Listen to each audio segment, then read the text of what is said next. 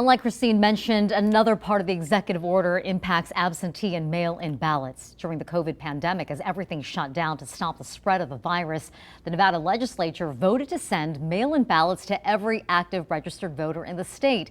And those mail ballots could be postmarked by Election Day and received up to 4 days later. In 2021, a bill passed, that would make those rules permanent. And now President Trump's executive order would take away Nevada's ability to count ballots received after Election Day. Sure to be challenged in court because it has been up to the states to decide how to run elections. But News 3's Tiffany Lane is live now to explain the potential impact on Nevadans.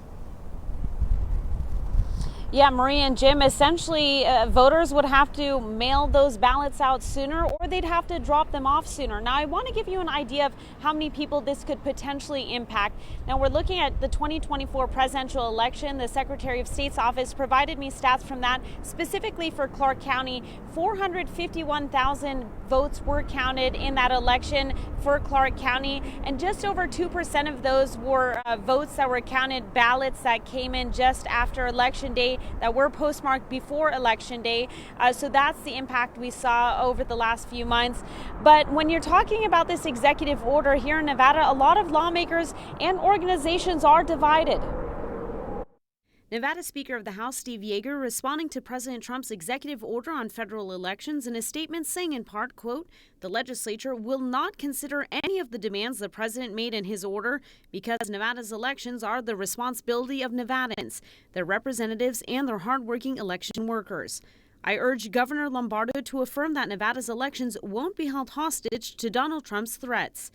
The ACLU of Nevada also responding. What you see here is an administration that is continuing their agenda of trying to continue spreading misinformation about voter fraud.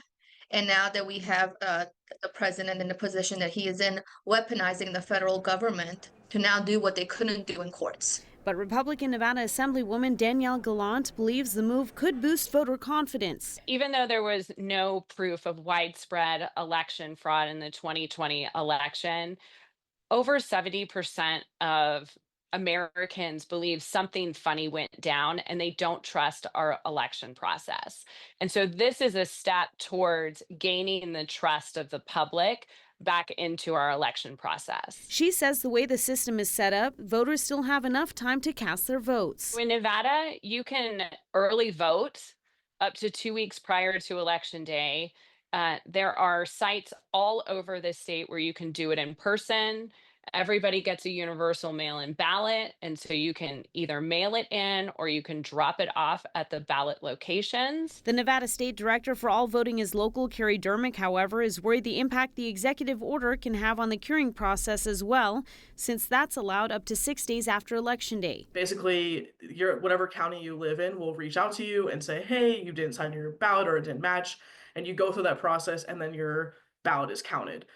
This would completely erase that process. Dermick says any changes could also have financial implications. We would have to come together as a state and completely change the way we're implementing our elections, which would be very expensive and costly to the taxpayer.